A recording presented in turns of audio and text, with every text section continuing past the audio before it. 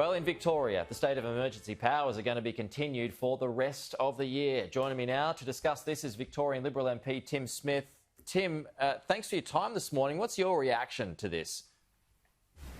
Well, good morning, Pete. This is just a grubby deal with three fringe-dwelling independents in the upper house, or the Greens, and two other independents, the Animal Justice Party and the Reason Party.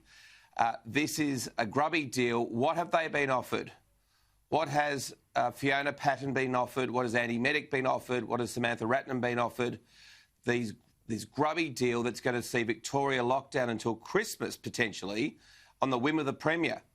I mean, why did he need these powers, given that potentially the entire country will be vaccinated by October? But equally, this virus should be under control this year.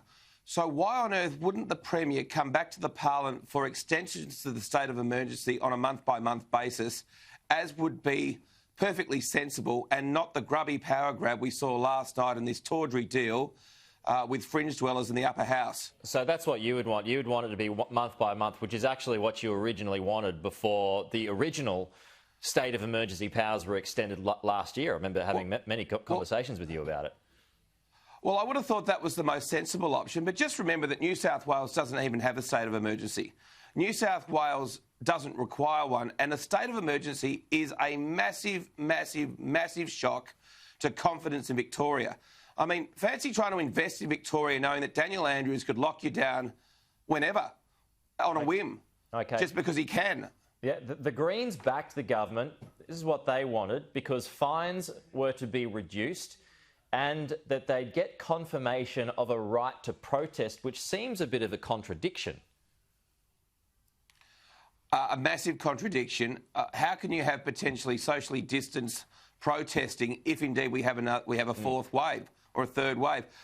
This is simply to get, for example, climate emergency protesters onto the streets, Invasion Day protesters onto the streets, Black Lives Matter protesters onto the streets without the threat of a fine.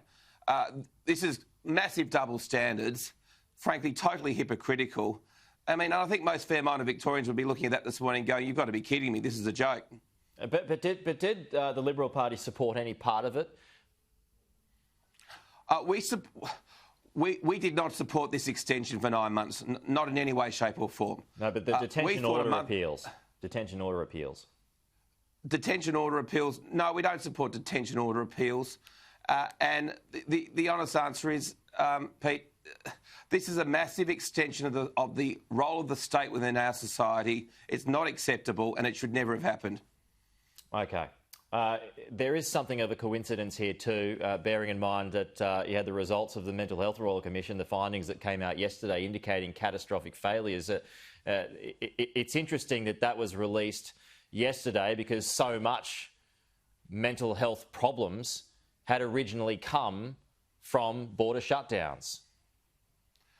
Well, Peter, as I was sitting there in the exhibition buildings yesterday listening to all this well-meaning commentary from the government with regards to improving the mental health system, I did reflect that one of the biggest impediments to Victorians' mental health was the state government's 4-month-long lockdown last year, the 250,000 jobs lost, and the huge impact those lockdowns have had on Victorians' mental health, the drug and alcohol issues that have resulted from that massive lockdown, the social dislocation caused by that lockdown, border closures, people not being able to see their family and friends for literally almost an entire year in some respects. Not acceptable, should never have happened, and I think there's this massive contradiction between the big set piece yesterday around mental health and the actual impacts on government policy and the Andrews government's failures over last year with regards to contact tracing and hotel quarantine that resulted in the second wave, 801 deaths and 250,000 jobs lost.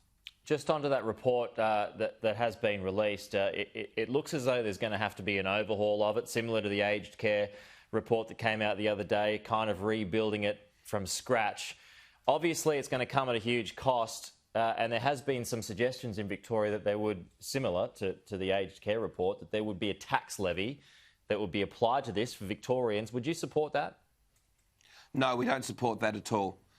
We don't support a mental health tax.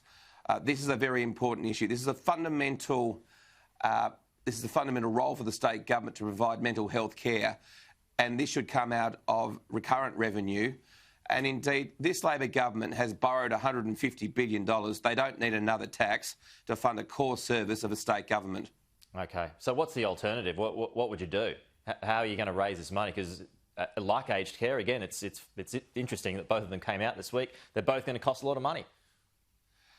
Well, firstly, stop wasting so much money. This Andrews Labor government down here in Victoria, spendthrifts. They borrow so much money and they waste so much taxpayers' money. There are so many major projects, for example, the Westgate Tunnel, that are billions of dollars over, years behind. This sort of treatment of taxpayers' money that treats it like an ATM has to stop. And the consequences of treating taxpayers' money like an ATM means that you can't afford to do important services like mental health care when you're wasting so much money on other major projects. Okay, Liberal MP Tim Smith, thanks for coming on. Talk to you soon. Thanks, Pete.